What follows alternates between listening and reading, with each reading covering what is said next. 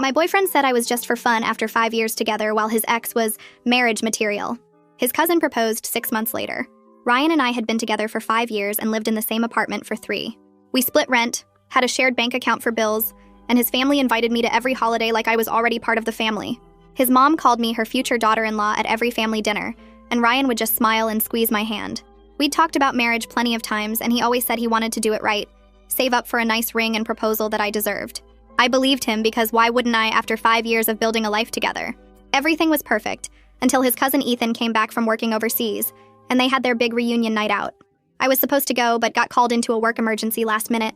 Ryan said he'd be home early since it was just catching up with Ethan and a few old friends. He didn't come home until 4 in the morning, completely wasted. The next day, Ethan added me on social media and started being really friendly, commenting on my posts and sending funny memes. Ryan said Ethan was always like that, super social and friendly with everyone. I thought it was nice that his cousin wanted to get to know me better.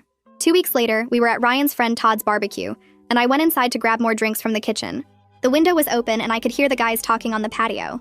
Todd was asking Ryan when he was finally going to propose since we'd been together forever. Ryan laughed and said marriage was for girls you wanted to build something real with, not girls like me who were just for fun.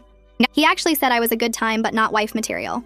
His friend asked what that meant, and Ryan said some girls you date and some girls you marry, and he'd already met the girl he wanted to marry back in college, his first girlfriend Alyssa, who dumped him sophomore year.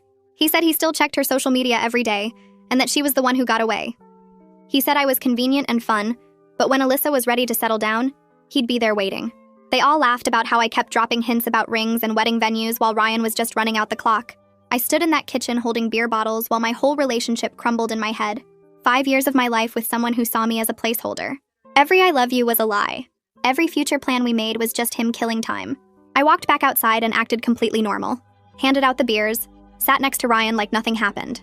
He put his arm around me and I let him, even though my skin was crawling. That night I started planning. First, I stopped doing all the girlfriend things Ryan had gotten used to. No more packing his lunch, no more doing his laundry with mine, no more scheduling his appointments or reminding him about his mom's birthday. Ethan kept texting me funny stuff and I started responding more, having actual conversations. He'd ask about my day and remember things I told him. He complimented my promotion at work while Ryan hadn't even noticed I'd gotten one. When Ethan asked if I wanted to grab coffee and catch up since we barely knew each other despite me dating Ryan for years, I said yes. We met up and talked for 3 hours. He told me he'd been impressed with how I handled Ryan's family, especially his difficult sister who hated everyone. He said Ryan was lucky to have someone so patient and understanding. I almost cried because it was the first time in months someone had said something nice about me as a partner. We started having coffee every week, then lunch, then dinner when Ryan was working late, which was always. Ethan would pick restaurants I mentioned wanting to try. Remember